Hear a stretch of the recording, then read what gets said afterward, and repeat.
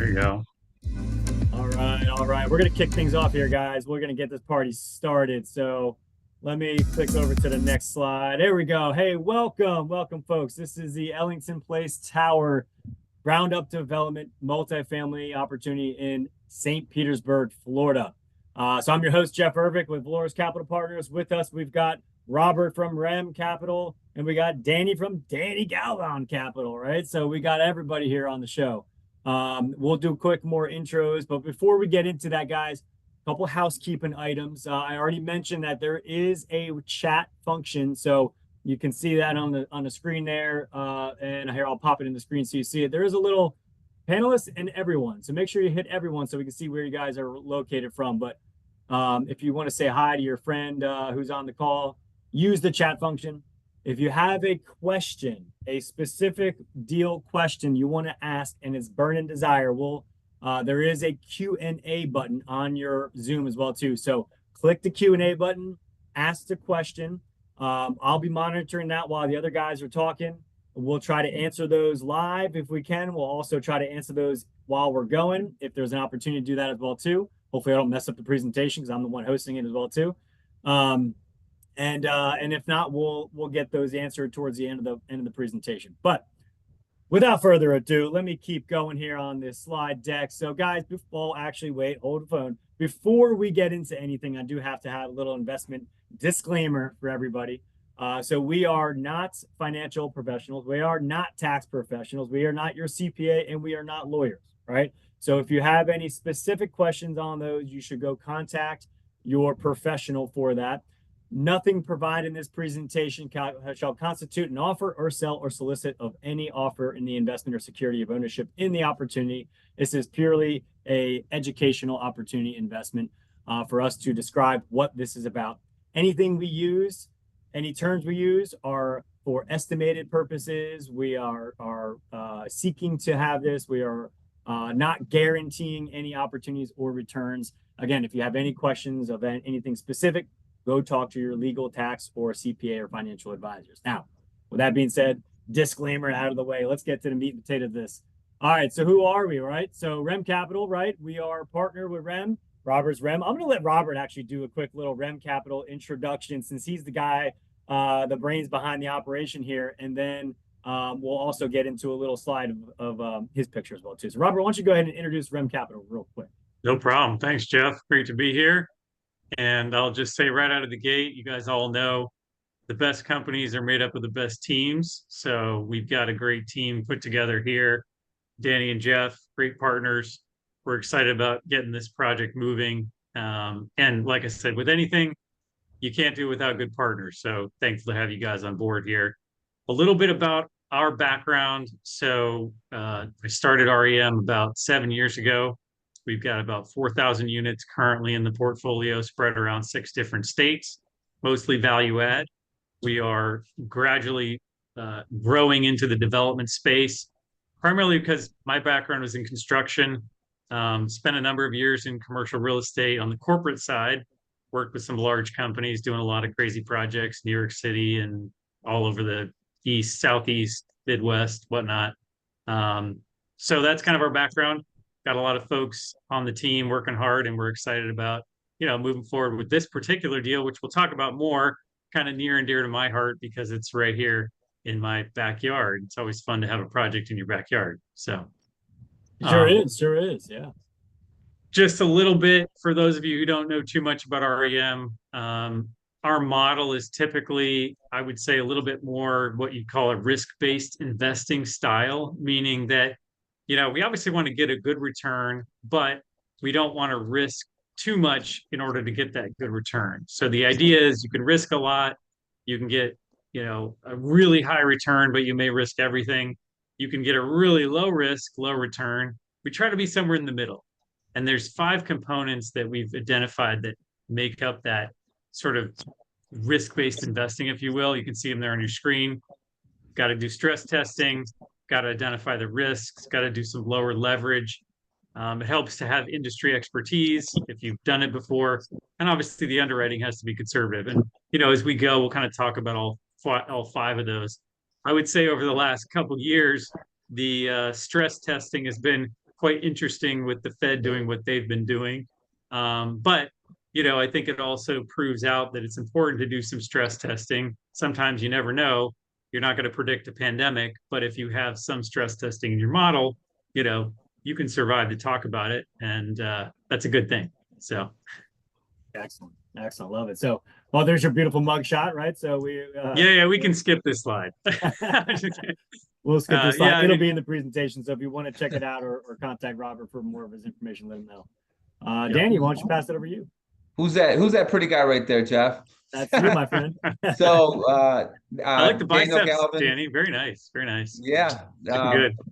senior founder of Galvin Capital. I've just so you know, partnered up with Robert on a number of value add projects with REM Capital. We also have our own separate portfolio that we own and operate in the Midwest. That's why some of the folks that are from Columbus and KC, right? We buy a lot of stuff in the Midwest. We're big fans of that market. But yeah, we partnered up with Rob and Rem a number of projects on the value add side. We have our own portfolio.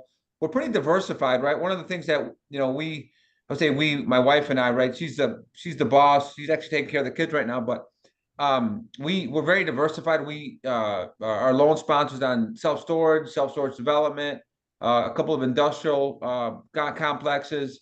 Jeff and I are closing on a property right now, right? We'll dive into that later. But anyway, so industrial, a couple of RV parks, and really the next logical diversification asset that was of interest to my family, and I say family and I because every decision is based off of my wife and I and what we want to set up for our family legacy. But more importantly, it was we hadn't done any multifamily development, and when Rob approached us about this project in St. Pete, it was like crazy because we already own property together in Florida.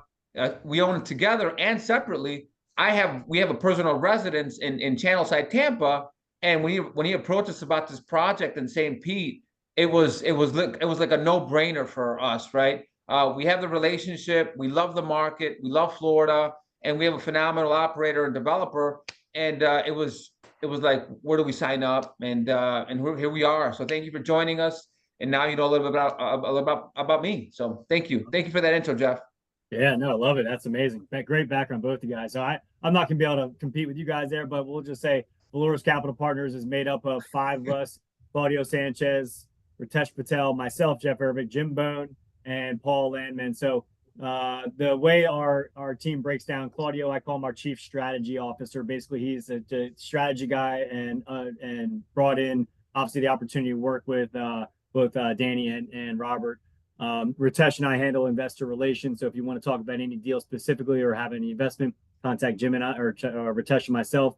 Jim is our a resident network maniac. The dude knows everybody and anybody in the multifamily space, and he's also a multifamily coach, right? So it's good to have one of those in your background. And Paul is our asset management. He's our senior partner, heads up asset management. So any deal that we bring under contract and under asset or under management, Paul is going to have his hands in every aspect of it. So we are, our team has acquired over 532 units in the last 14 months. Roughly about 70 million under management. We're partnered with obviously Danny on a couple of different deals, with Robert on a couple of different deals, and this one I'm glad to be able to partner all 3 of us together because I think this is the dream team, baby, and I want to keep it going. And I know they're not on the call today, or they're not speaking today, but they are on the call today. So I mentioned Bruce and Madeline and Tim are on there, but our other partners located down in Sarasota, Florida, Wyndham Capital Partners. So Bruce brings a 30-year experience in the financial mortgage with multifamily properties and underwriting, and then really has a keen sense for deals. And Tim as well too. Tim has an amazing background with the asset management as well as underwriting as well. So we're excited to bring these guys onto the deal as well too. All of our contact information will be at the end of the slide. If anybody has any questions, you want to reach out to your sponsor for the deal specifically. Now, what's the webinar going to be? What are we going to talk about, right? So our table of contents we're going to go through. Robert's going to talk about our executive summary and our business plan. Danny's going to talk about the location in the market, why we love St. Petersburg, why that Tampa, Florida area is amazing. I'm going to go through some property details, and Robert's going to do most of the financials, but I'll have some of the returns. And then when is our timeline? How quick do we need to get this baby funded? So that is the gist of our presentation of what we're going to discuss here. And hopefully we'll get you guys out of here before 9 o'clock. So we'll make it a quick one if we could. But with that being said, no further ado, I'm going to pass it over to my man, Robert, and let him talk about the executive summary. Let's do it. Thanks. Appreciate it, Jeff.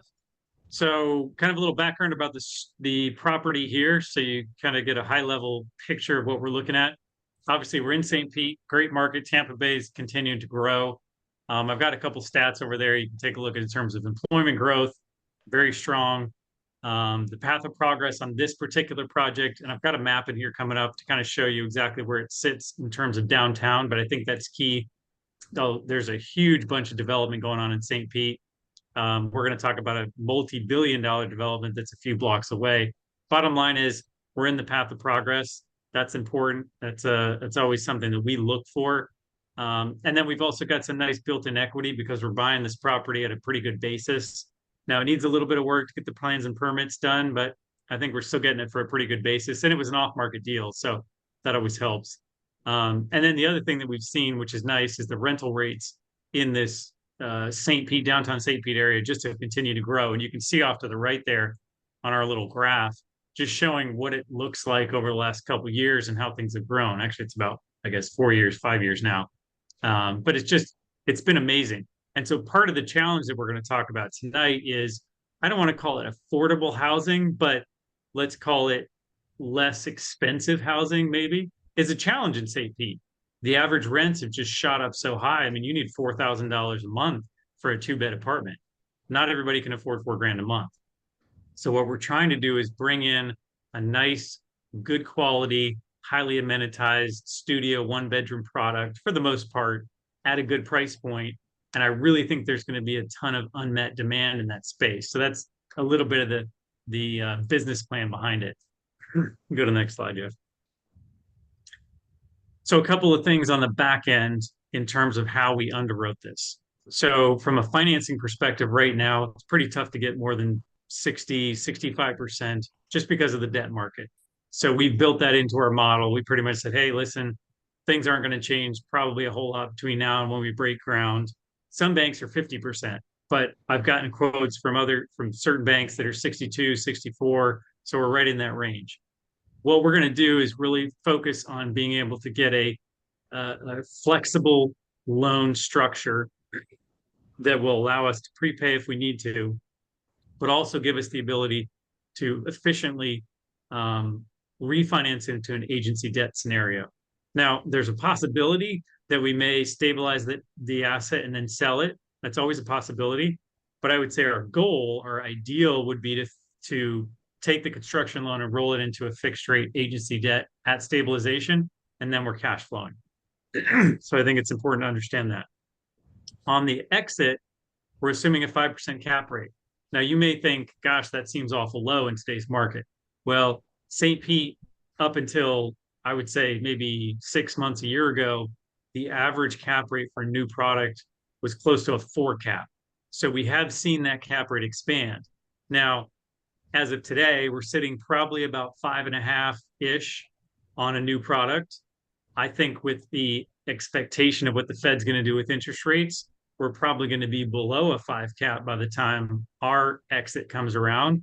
But we've assumed a 5% cap rate because I feel like that's a fairly conservative number based on where we're at today, based on where things were prior to the interest rate increase, things of that nature. So that's what we did there. We also modeled a fairly conservative 18-month lease period. That being said, and that's not a bad time period. Now, I would say typically for a product like this, it's 18 months. But if I look at the lease-up period for competitive product in the market today, we're looking at a 9 to 12-month lease-up period. Now, if you take 6 to 9 months off of your lease-up period and you factor that over the total value of your debt that you've taken on your construction loan, and then you figure the interest rate that we're going to be paying, it's a ton of money. So again, we have some upside there, but we wanted to model it conservative just to give ourselves some fudge factor. I made a note about the value of the land earlier. We've also got an assumption in there for an agency takeout, which I mentioned. And then the other thing that's going to, I think, help us to kind of capture some of the value engineering is that we're doing this in-house from a development standpoint. There's a lot of details that go into a project like this, from the aesthetics to the functional side of it to the mechanical, everything. But if you've got experience and if you kind of have that ability to look at the entire project and know where to pull things and push and what you can and can't do, it gives you some flexibility in terms of your construction costs. So we are going to be doing very careful oversight of every single detail. Now, some places we might want to spend a little bit more, other places we might want to spend less. And not to get into the weeds, but the initial entitlement approval for this project had a type of balcony that I think is pretty ugly. So we're going to go through and change the balcony, and we may have to go back through the DRC, which is like the review committee, to get it approved. But there's things like that that are important to the final product that you bring to the market. And again, there's certain things that you really want to make sure you get right so that your building is attractive to people coming in to look at it. So anyway, I won't bore you with too many details, but that's just a little anecdote. Nice. Love it. I love it. Great. I mean, great information. I mean, that's a wealth of knowledge that you have right there. You just explained to us. So I really appreciate that. So in terms of the investment, I think we have 3 different slides on here. There's 3 phases that we typically break this up into, just to help you kind of envision or picture what does it look like. So initially we buy the land, and we want to, again, if we don't have entitlements, we're going to do that. In this case, we already have entitlements on this land, meaning the city's already said, yep, you can build 16 stories, you can build this many units, this is the rough structure of what it looks like, et cetera. So that's already there. So we are buying an entitled piece of land. Now, we do not have plans and permits. That's where you get down to the nitty gritty, like balconies. What do they look like? How big are they? Parking spaces. Can we tweak this parking space to get a little more, space over here? And can we move a handicap to the other side of the lot for, various reasons, accessibility, whatever. So those are the things that we have to go through and do. A lot of detail. The architect and the engineers obviously take the lead on that, but that's what we need to do in this particular scenario. So that's phase 1. Now, phase 1 is purchasing the land, which is about $3.5 million. Plus we've got closing costs. So call it about 3.7 million for phase 1 of the land acquisition. The challenge we have in phase 1 is the city approval timing. And the reason I say that is because in particular, this balcony, and there's a couple of little tweaks, there's some things that we want to change that we feel are important. And we may have to go back to the DRC, which is the full committee approval, in order to do that. If we don't have to, and we can just get it through staff, then we'll save probably about, I'd say 60 days, plus or minus. So again, not a big difference, but that's something that we're going to find out as we get down the road. So you can go to phase 2. So phase 2 is where we're actually developing and building the building. We're doing the lease up. So you've got your hard costs, your soft costs. Hard costs is your construction, your concrete, your steel, all that stuff. That's your hard cost. Soft costs is your carry costs, your interest reserves, those kind of things that go into the soft costs. And then we've got an 18-month construction and an 18-month lease up. And the challenge here in phase 2, this is very consistent across the board, is can we get the financing we want? Because obviously we're a few months out from being able to do that. And you can have construction delays. Now, what I try to do, particularly in Florida, every state, every geography is a little bit different. What we try to do in Florida and coastal areas like this is we try to plan around the hurricane season. We don't want to be in the middle of doing something 10 stories up, trying to pour concrete in the middle of the hurricane season. So those are some of the things that we try to take into consideration before we break ground, so that we're not stuck in the middle trying to figure it out. But construction delays can happen. And so those are kind of the 2 challenges that I like to point out from a phase 2 aspect. You can go to the next, I think we have a phase 3. There we go. Yeah. So phase 3 is we've got our CO and we're leasing up the property. We're 90%, we're stabilized. Now we're focused on taking our high interest construction loan and refinancing that into a fixed rate agency long-term debt product. And that's really where the shift goes from development to now you're a stabilized asset. And again, The goal here is that we take the value that we built during the development, we roll it into that stabilized product, and then we start to cash flow. And typically, I would say your average is 5 to 10% cash on cash return. So it's a nice return. Now, if you do really well in the development, you might get 10, 15, maybe 20%. But I think a good solid 5 to 10% is a very consistent number that we've seen across the board. And again, sometimes market conditions might be such to where, you build it and somebody gives you a crazy offer and you get a, 2, 3x return on your money in 3 years. So obviously, we'll take a look at those options and see what they are. But again, the goal is generally speaking more looking at the cash flow. So the challenge in this phase 3 is twofold. Interest rates, where are they at? Again, if interest rates stayed where they are today, then obviously we're going to have less cash flow when we go to refinance. We think that they're going to come down a couple points over the next 2 years because that's what the Fed has told us. So we're taking their word for it. And then the other challenge is the debt market. Sometimes the debt market can be all, stock market or whatever is in a point of turmoil. And so we may want to delay that refinance depending on where things are at in the debt market. And like, for instance, what we've seen in the last couple of years, where the banks went from lending 75% to 65 to 50%. Now you can still get 60 to 65, but my point is, the market really tightened up and it changed a lot of those projections. So there's a couple of challenges there. So that's kind of how it works. You got phase 1, buy the land, plans and permits. Phase 2, build the building, do the lease up. And then phase 3 is where we stabilize and refinance it. All right. So we talked a little bit about REM. And so you guys kind of understand who we are and our experience. Our GC, who we will most likely have on this product, is Lima Construction. They're based out of Tampa. They've looked at the project. They obviously, want to do the project.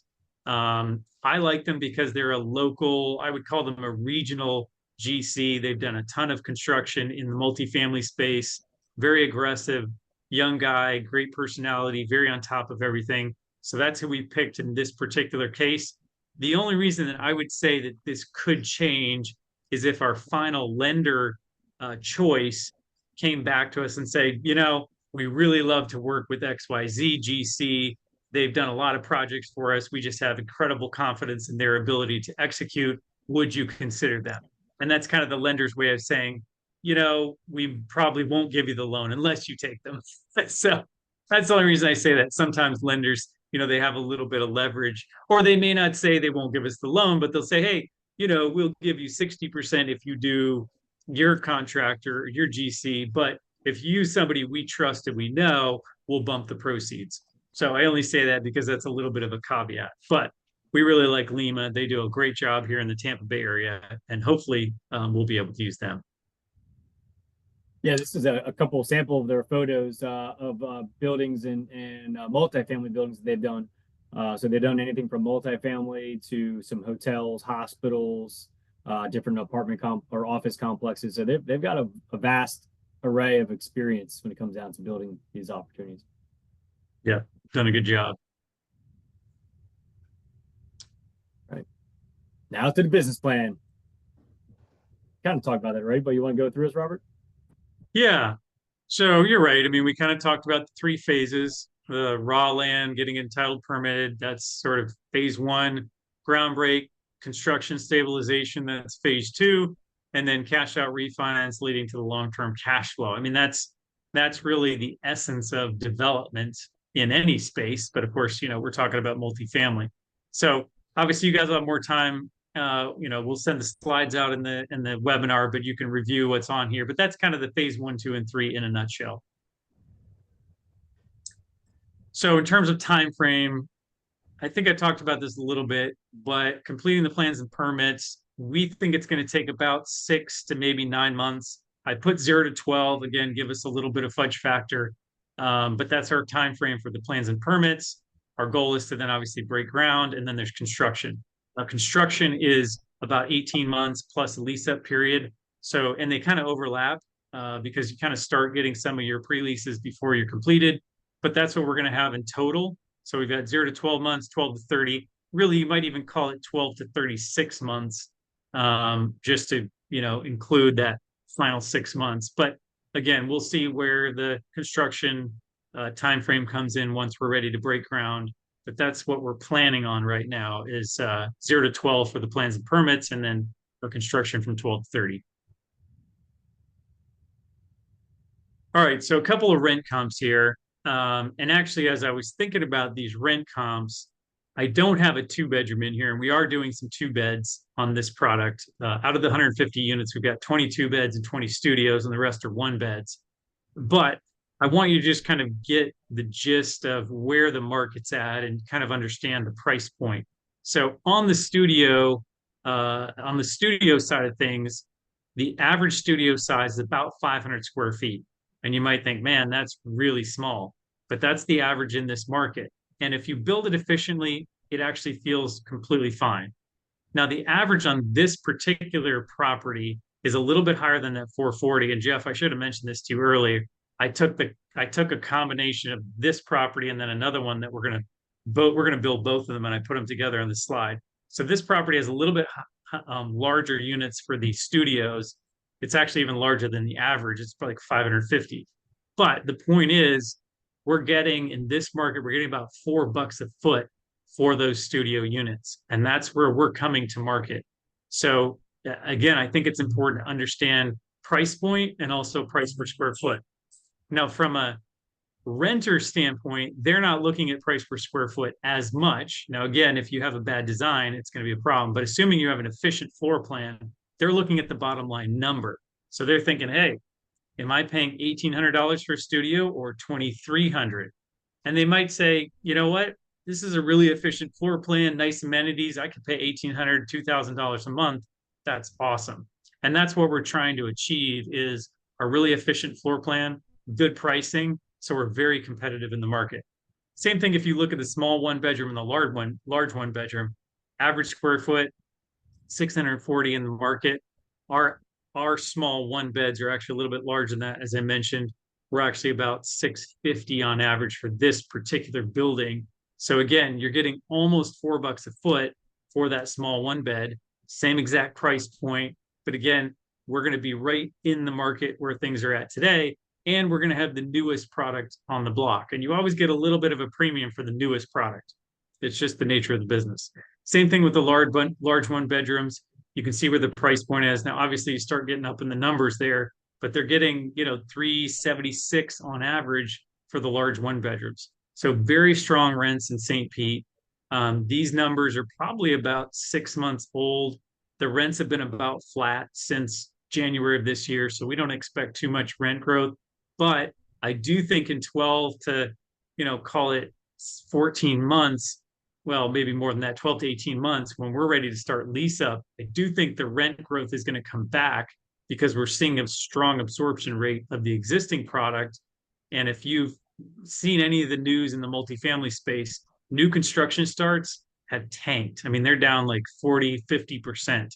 So right now you're seeing a lot of that new construction go away. The product that's in place or in process is getting built out and completed and leased up. And I really think we're going to be in a really nice spot because we're going to be one of the only new product on the block coming to market.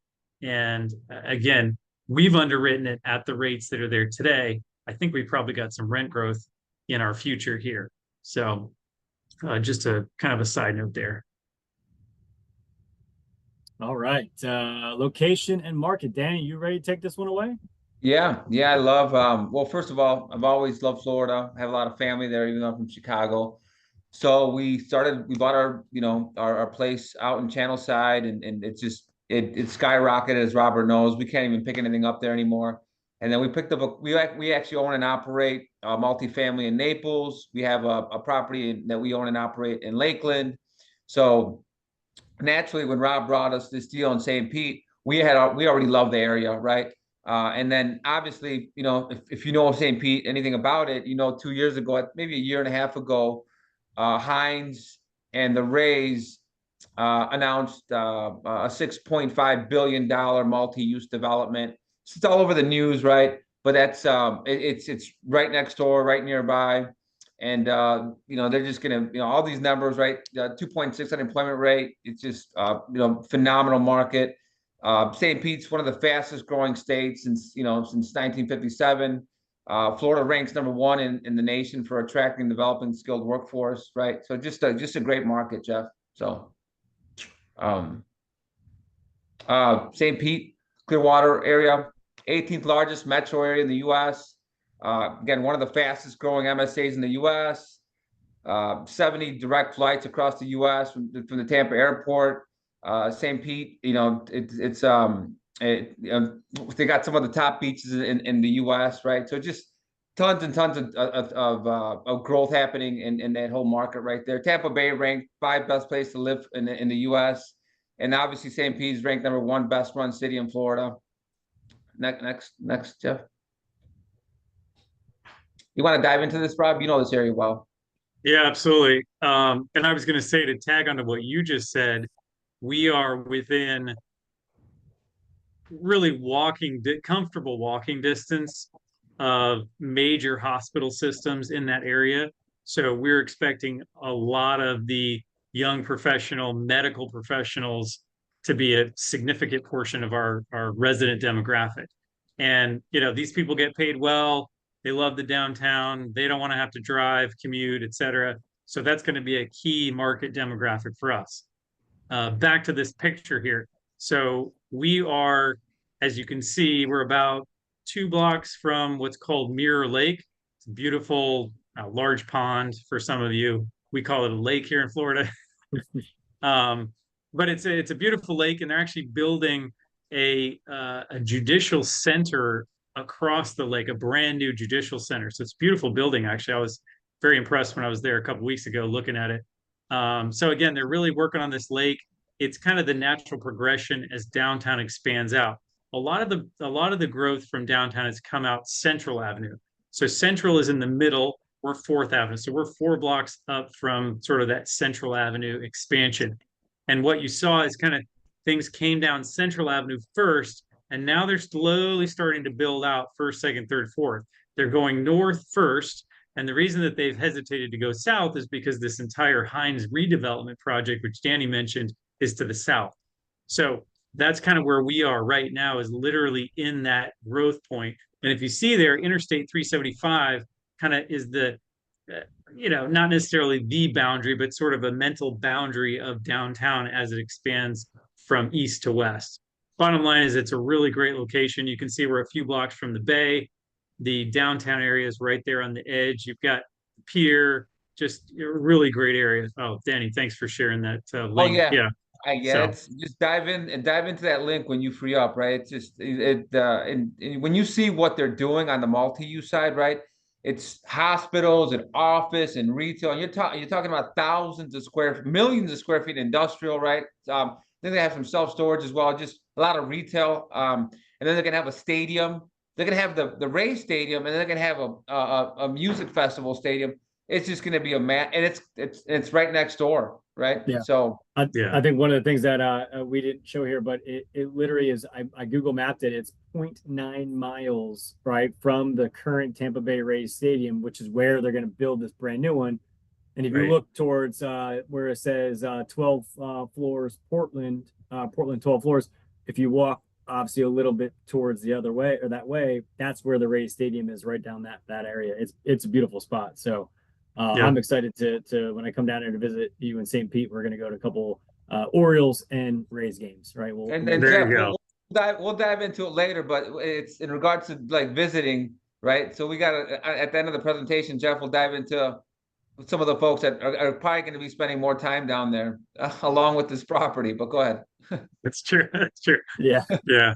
Well, and one of the things I want to mention along these economics, just being here and kind of, you kind of get a sense of what's happening.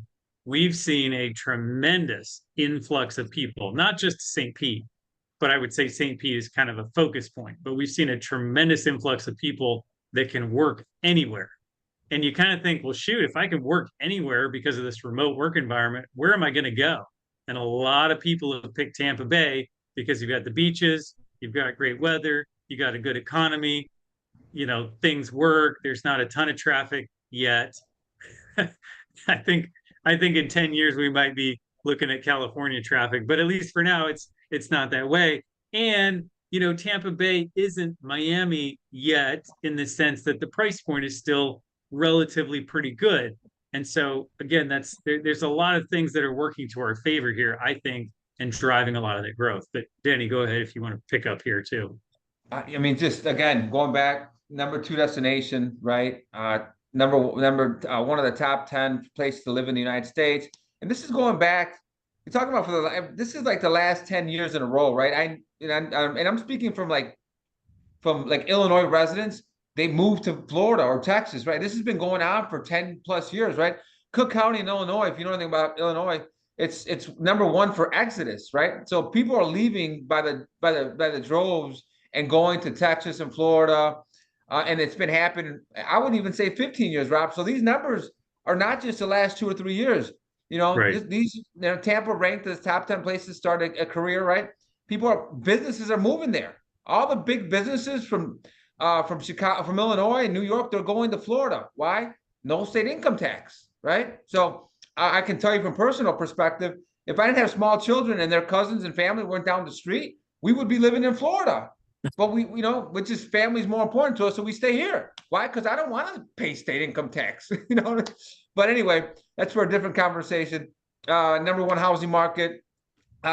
Just living in Florida, especially in the Tampa area, having a single residence has gone through the roof. I'm telling you, because I have friends and family, my network, they're paying 2 times what they were 5 years ago. Just 5 years ago, right? And just again, just look at the numbers, right? Buying a decent single family home now in the suburbs is it's $500,000 now. So yeah, it's growing great. I mean, and great lot of, like I said, corporate office and headquarters are located there. Raymond James, Raytheon there's a big military presence and a big industrial defense contractor presence down there in that area. Johns Hopkins, a bunch of Duke Energies. I mean, a bunch of big ones up there. And going on that Hines development that Danny put that link on, this is a couple pictures and a couple snippets of that as well too. Yeah. Dan, and this is like your wheelhouse right here. If you want to. Oh yeah, I mean, it's just I'm a big fan of I like to that's why I picked up a place in Channelside. I picked up a place in Channelside. You probably remember this, Rob, when it was all warehouses, right? This was again 15 years ago when people started. See, 15 years ago when we picked it up, we didn't want to move, right? We had just started a family, but I'm like, let's just pick up a second place there. It was all warehouses, Jeff, kind of like St. Pete, where very similar. And now before the redevelopment, it's literally identical to what's happening in St. Pete, right? This is why this is like when I'm talking about development cream of the crop locations, like you can't even. I get more phone calls of folks trying to buy that Channelside condo than any of my commercial properties, right? It's right next to the what is it, the Lightning Stadium. I got like multi-million-dollar condos next door. But it wasn't like that, Jeff, 15 years ago. 15 years ago, it was just like this. And this is what it's going to look like, right, in the next 5 years. So I know we talked about possibly selling it, if we get a crazy offer. I think about this in regards to what's happening, right? 15 years ago, I didn't have the capital to do this, right? But this is like a legacy asset. This is something that, in my personal opinion, if we can do it right, we never sell it. We refinance it, get everybody's money back. It cash flows for life. Everybody's happy, and we never sell it because it's going to be in a location like this. And you don't want to sell an asset like this, So anyway, I wish I knew Rob 15 years ago because we could have done something in Channelside, but we didn't know each other. So that's true. That's true. And I was probably walking around down there because 18 years ago when we moved here, we went down to Channelside and there was nothing there. yeah, But I remember kind of just thinking, gosh, if somebody could just get their act together, this is a great area. You know what's another market there that's it's probably too late now is Ybor City. They just announced a massive multi-billion-dollar commercial development in Ybor City. So everything's gone through the roof in Ybor City, and it's going to be just like Channelside because it's next door. So I mean, as you know, I know this market well, right? But anyway, so St. Pete, this is going to be the same way. Now it's personally, to be honest with you, I think it's too late. I think everything's shot through the roof. We own the land already. You know what I mean? So it's just it's time to do it. So It's Yeah, I mean, it's getting very difficult to your point because I've spent a lot of time, hitting the pavement looking for dirt in St. Pete. And I mean, honestly, I feel like I just literally got lucky because if you go out and try to actually find something like this, you could be there for years. So, yeah. So, and actually, so well, that brings up Jeff, let me tell this real quick story. sure. So on this particular piece of land, kind of a story about sort of persistence and patience.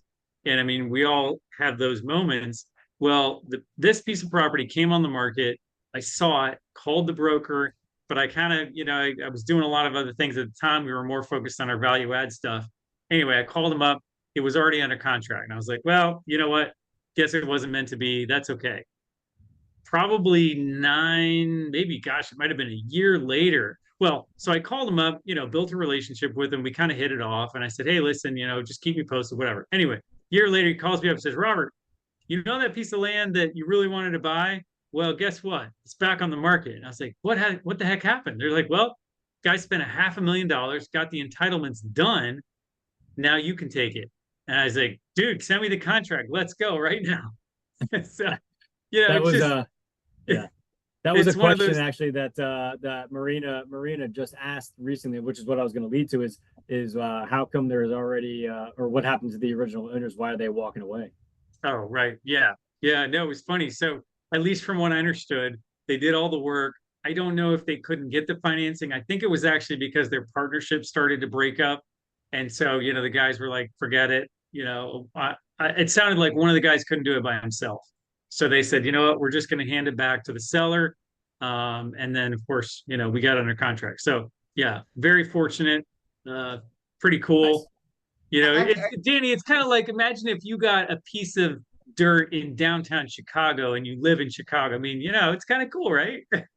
no, I don't want that place. I mean, I can tell you one thing, right? Rob's got some other developments that we're doing together with Jeff and the team. I can tell you one thing, right? Not that I'm biased, but this is my favorite one by far. This is the one that I know is going to be a legacy asset. No, Jeff, you're never going to want to sell this thing. I'm telling you, right? When you see what they're going to do there, you are not going to, because I can tell you what they did. Like we go to the games when I stay with my nephew that stays in my place. We go to Lightning games. We walk down to the wharf there. They have the cruises there. You can get on a cruise there.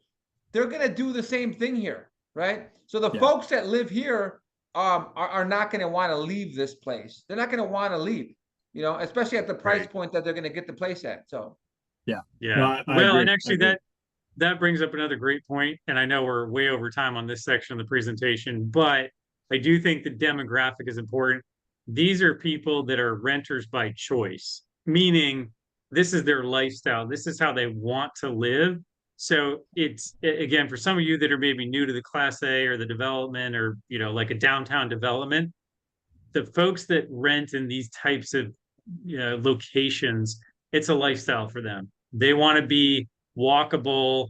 They want to be they want to be in this location. So again, provide a great location with a good amenity set and a great product for them to enjoy and in a good price point.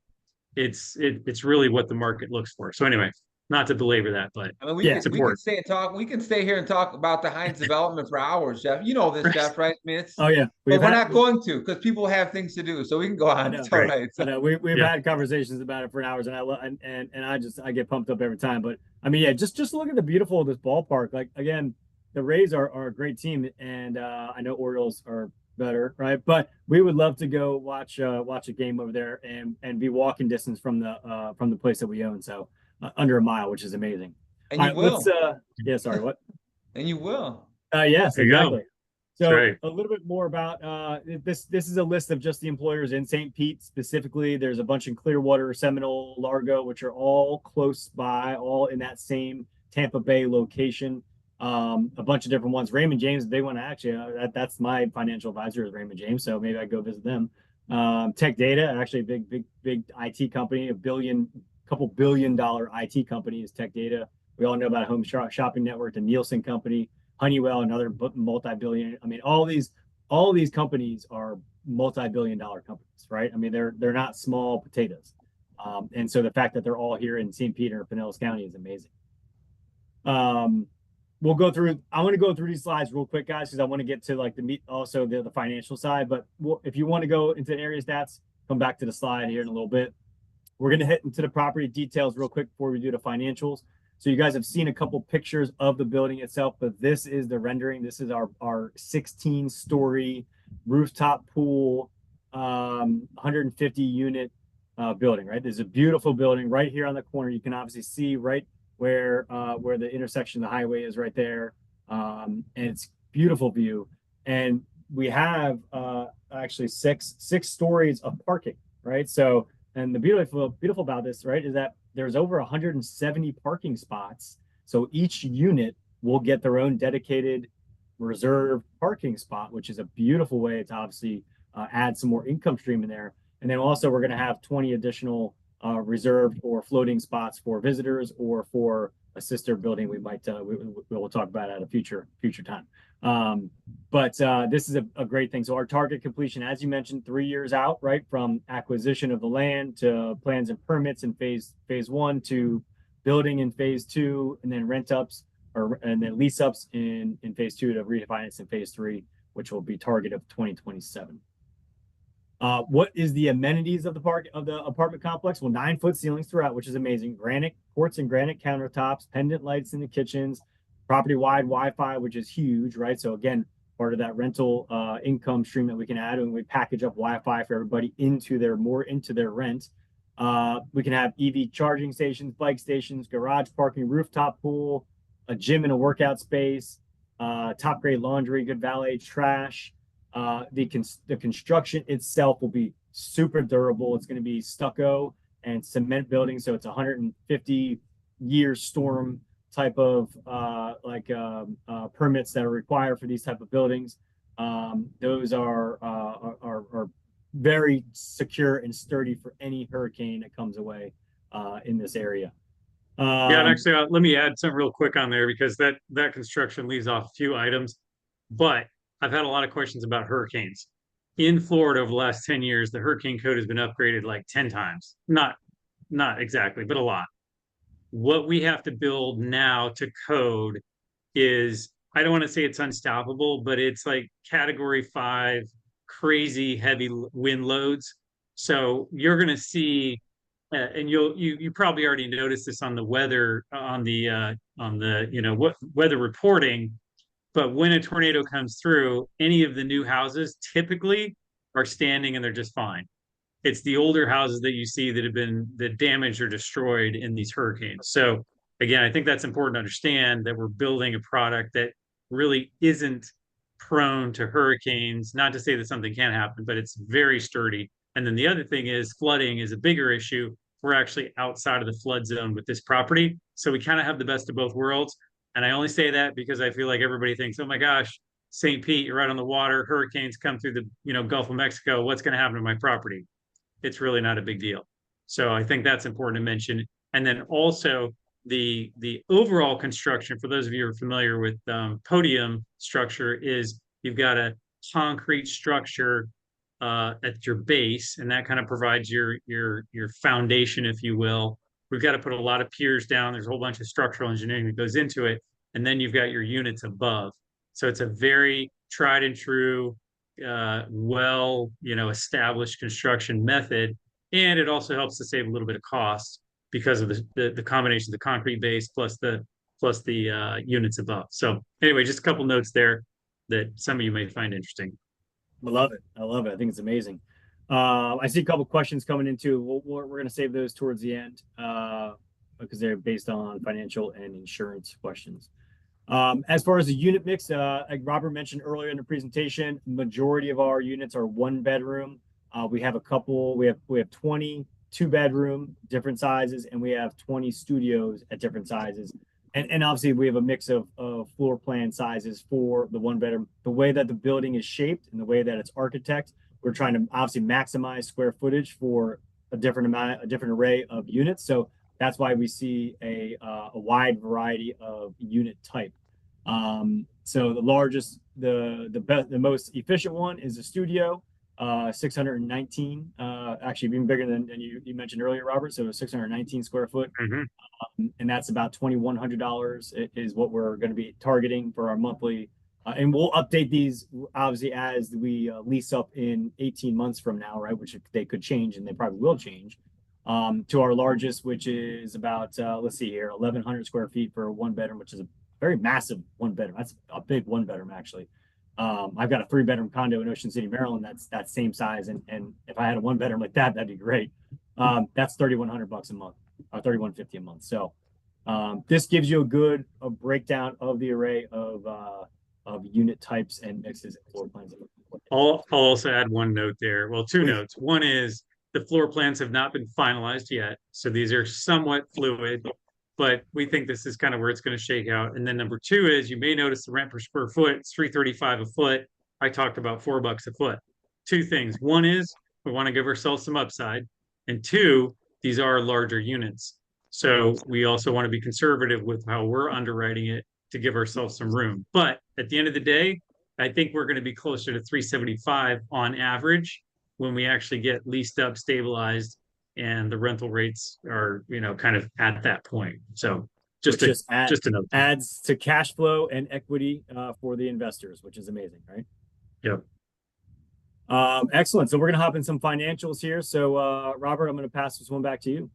Sure. I'll try to keep it short and sweet. So we talked about land costs, 3.7 million, hard costs about 41, just over 41 million, soft costs about 5 million, got some financing costs in there. At the end of the day, we're looking at a $50 million project. So how do we pay for it? Well, we've estimated that we're going to, now this is phase two, right? So phase one is just the land, but phase two, our debt's going to be about 32 million from the construction loan, and our equity is going to be about 17 million. Now, again, our initial land purchase is a much smaller amount. So we'll come back at phase two, and we will look to raise the balance of that equity. Now it could be through pref equity and common equity. So we may not raise the entire 17 million through common equity, LP equity, whatever you want to call it. We'll try to see if we can get some pref equity. And the reason for that is because right now we're looking at a pretty high IRR. If we get some pref equity to come in, maybe we pay them 16, 17, 18%, that could actually be accretive to the LP equity. The downside is, you're kind of adding cost structure to your total deal. But if the market looks like it's in a pretty good spot and we feel like it makes sense and we can find the pref equity, we'd probably go that route. So anyway, bottom line is we need about 17 million. And again, total project is about 50 million, all in at the end of the day. Oh, and by the way, I know I'm kind of getting a little bit ahead of us here, but for the folks that are going to stay in post stabilization, we will do a cost segregation study on this asset once we get to that point, and we will be passing through those tax savings on your K1. Now that doesn't happen during the first 2 years, 3 years while we're building the property, but once we get to that CO, once we get to that stabilization period, we're going to do a cost seg and we'll have some nice tax losses we can pass through. So love it. I love it. Exactly. Here's some project summary costs as well too. Yeah, so we don't need to go line by line, but that's kind of our project summary for the most part. There's a couple of line items that we'll probably fill in in more detail as we go, but again, that's kind of the backup for what we're expecting from a cost standpoint. And then of course we got our 7-year operational pro forma. So as you can tell, year one, we're operating at a deficit because we're doing the lease up. Year two, we're mostly close to stabilization. Really, year three is where you're at that stabilized number on your NOI, about 3.3 million. We still think it's going to continue up in part because of those rental rates. But that's kind of that, call it 3.3 to 3.5 number on the NOI that we're expecting to be at once we hit stabilization. Excellent. So as far as what the investors want to know more is, hey, what kind of returns can I get with investing in this opportunity? So As Rob mentioned a few times, the IAR, or the internal rate of return, is 35%. Being that it's new construction and we're building and building to rent, and we're going to be obviously increasing the value tremendously with the development. The equity multiple on that does reach up to 3.13. Again, very conservative on the underwriting. You saw that earlier with the square footage, the dollar per square foot being as low as he mentioned, when really it's closer to that 3.75 to 4 range. So over the lifespan of the investment, year one, obviously is when we're funding the deal. Year two, minimal cash flow as we tail end on the potentially on the lease up side. Year three will be more lease up. Plus, that's when we are projecting potentially to refinance it as that project stabilizes. So you'll get a big chunk of your capital back in that refinance. So if you add in the cash flow into that, it's probably closer to 60,000 or so, right, Robert? Around that number, maybe. Correct. Yep. Back in the refinance. And then obviously we're going to cash flow for the remainder of the years, and this projects a sale, right? So again, not that we need to sell it at that time, but if we decide to sell it at that time, you can see what the returns are. It's pretty substantial. The pro rata distributions up to 175,000 in year 5, plus the promote, right, which is the investor splits with the partners at another $60,000. So your total return on your investment by putting 100,000 into this deal over a 5-year span, you will be returned estimated $313,000. Right, that's a massive deal, which is why I know Danny wanted to jump in this deal. I wanted to jump in this deal. Valoris, our partners, is because of the amount of equity that gets created when developing a new property, right? Danny mentioned earlier too, but part of Valoris' strategy, right, is we're going to have 3 arms on our side. We're looking at a new development arm, or our core, which is the value, the value add, the multifamily value add, and then industrial self-storage as well too, right? So Danielle, those tracks, I love them, and we're just mimicking what you're doing, Betty. Yeah, no, Jeff. You know what? I think it's important. Like, we started. Well, first of all, we started, buying, rentals 25 years ago, right? But when we went commercial real estate, when we went that route, I think everybody starts out in multifamily value add, right? So we started out, and then when we were doing that, my wife and I sat back and we're like, we have to diversify. And so real quick is I love multifamily. I love self-storage. I love RV parks. But what I've noticed as I've been sponsoring these deals on the development side for self-storage, because this is my first on the development side with Robert.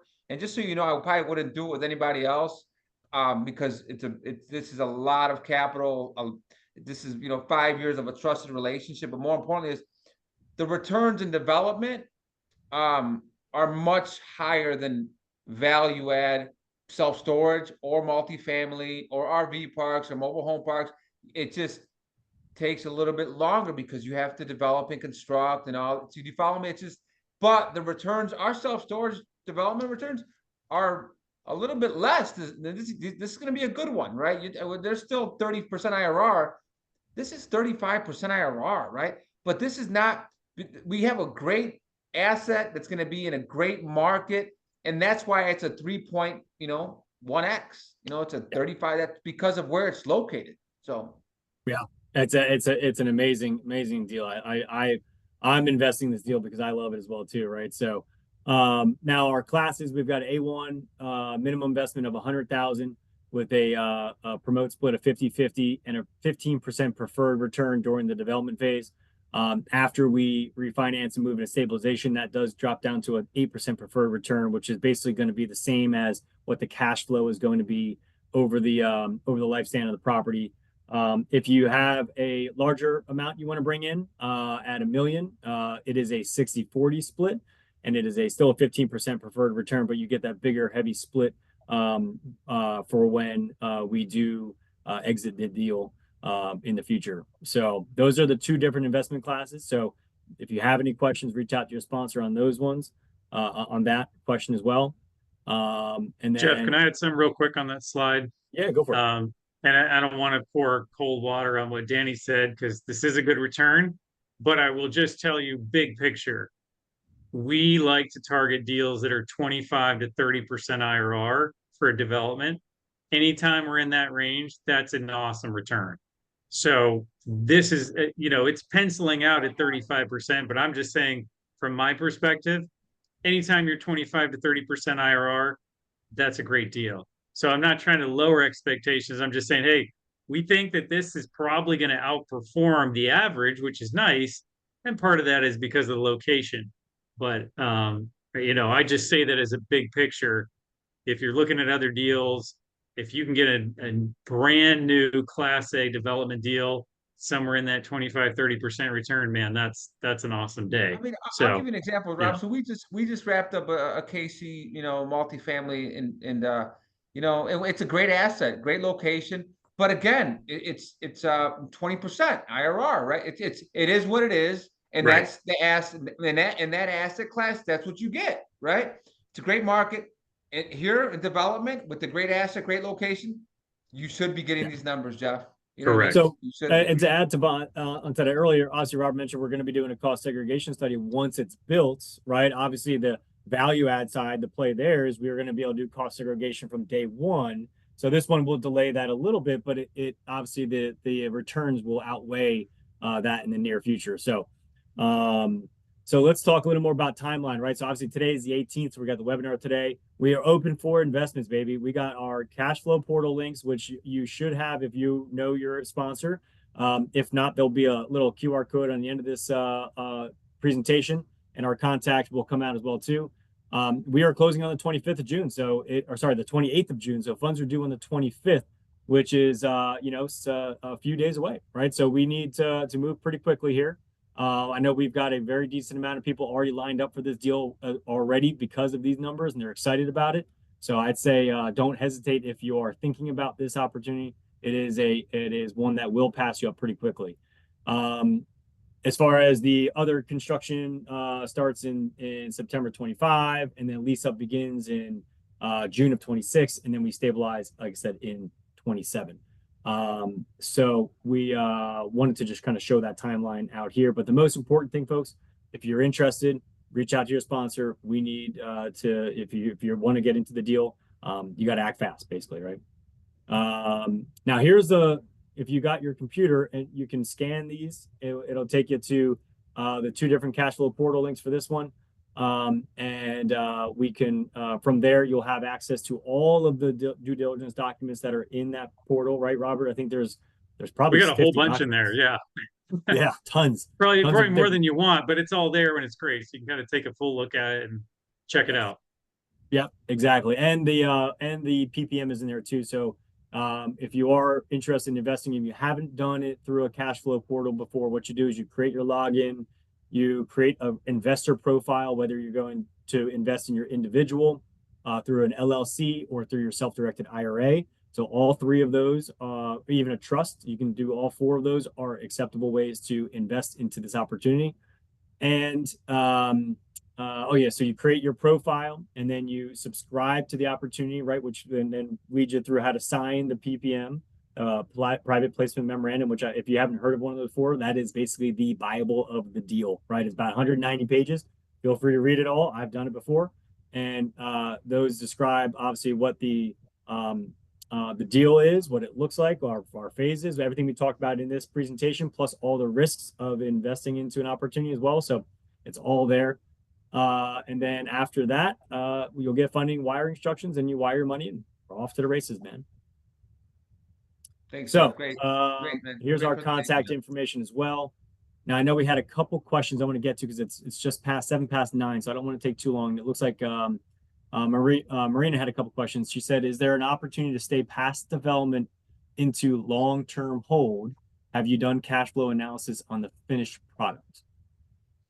So I can answer the first part is that is what we discussed earlier about potentially long-term cash flowing the deal. But Robert, what do you want to discuss your thoughts on that? Yeah. So I would just say that we don't know exactly what it's going to be. Obviously, a lot's going to change in 3 years. Imagine going back 3 years from today and trying to project that, right? So, but I would say in general, the goal is that our cash on cash return post refinance is about 5 to 10%. Now we could leave more money in the deal if we wanted to, and maybe get a little bit higher, but I would say in general that's kind of our target. Now, if things go well, we think that our equity value is going to go up enough that we may actually be able to get more like 10, 15, maybe even 20% cash on cash. But I would say, again, kind of going back to just big picture, if we can hit a 25, 30% IRR, that's great. If we get at a 5 to 10% cash on cash post stabilization, that's great. I think this deal should outperform, but just to kind of give you an idea of where we think, that's the range that I would use. Nice. So excellent. Yeah, hope that answers that one. Yeah. Oh, perfect. Yeah. And then the next one she had on the insurance. Insurance, Yeah, that's another great. So insurance and hurricanes, everybody's kind of got questions about that. So not just necessarily in Florida. So we own other assets in Florida. We own coastal assets in Florida. We have no problems getting insurance. And again, these are older. So we've got a property right now that's like, I don't know, like 4 blocks from the Gulf. It's a 2001 build, I think. So, it's not old, but it's not exactly new. And we have no problem getting insurance. So on the newer product like this, the insurance is actually, I don't want to say cheap, but it's much less expensive. And depending on how you build it, which again, that's something where, I like to be part of that process, we can actually build certain things into the construction that help the insurance costs be even lower. And they're good anyway because they're safety features that you want to have, from fire protection or suppression or whatnot. So yeah, we will not have a problem getting insurance. I say that, and 3 years from now, who knows, the world ends and I'll be wrong. But as we stand here today, we will not have a problem getting insurance. And our insurance rate is actually pretty reasonable. So, but great question. Thanks for asking.